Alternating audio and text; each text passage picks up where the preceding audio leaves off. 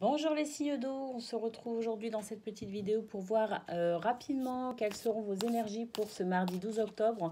On va prendre quelques cartes pour le domaine sentimental, quelques cartes pour le domaine professionnel et ensuite un message pour chacun d'entre vous, c'est-à-dire un pour les cancers, un pour les scorpions et un pour les poissons. Allez, c'est parti. Pour ce mardi 12 octobre, les signes d'eau.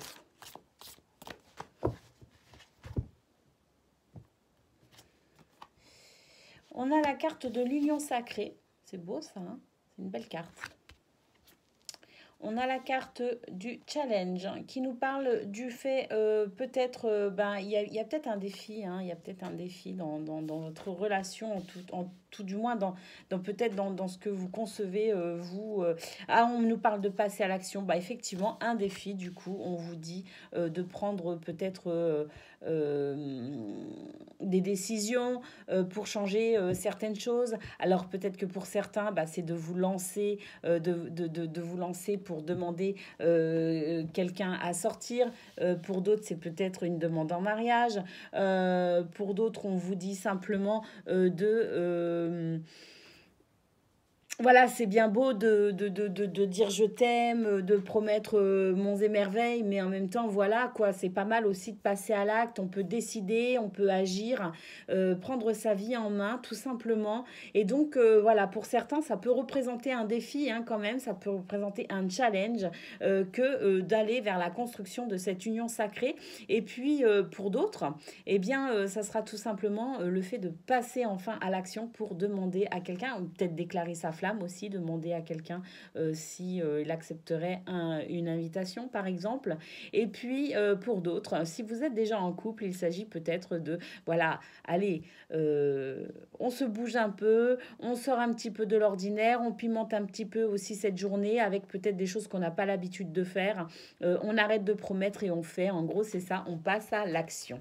Voilà pour vous les signes d'eau. Allez, on prend quelques cartes pour le domaine professionnel.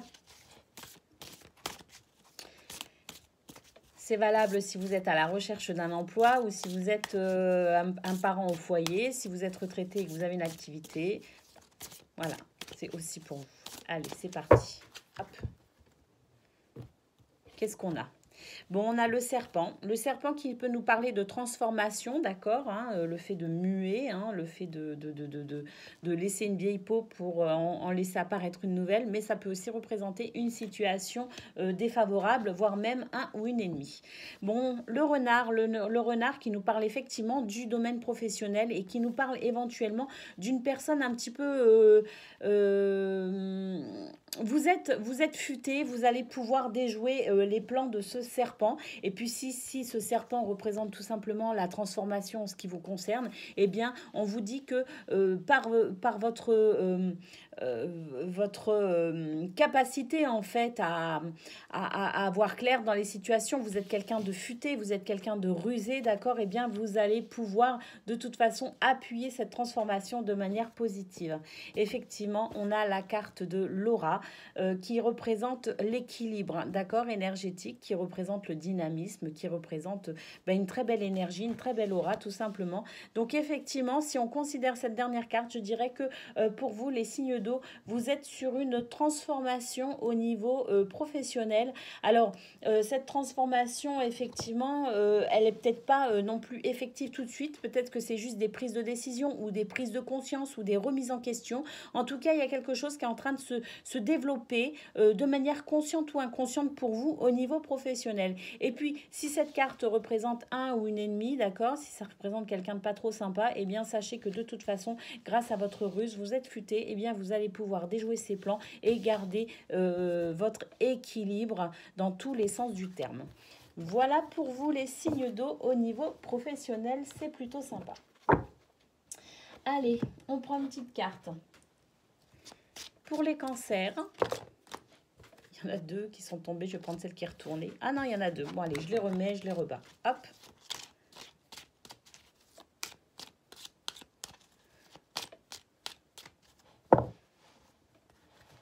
Pour les cancers.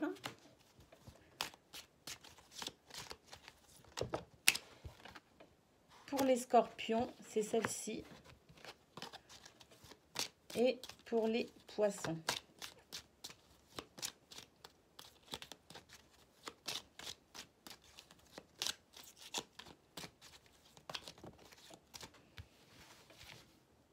Allez, il y en aura 2 pour les poissons. Je l'ai ressenti comme ça.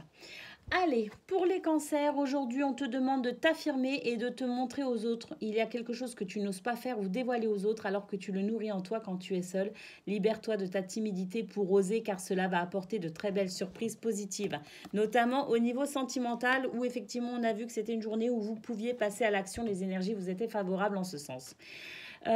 Scorpion, aujourd'hui, on te demande de nourrir ta spiritualité. Tu as de très grandes dispositions spirituelles et le moment est venu de leur faire confiance, que ce soit par des stages, des formations ou des lectures. Ouvre la porte à de nouvelles capacités. C'est ce qu'on a vu notamment avec le serpent qui représentait donc cette transformation.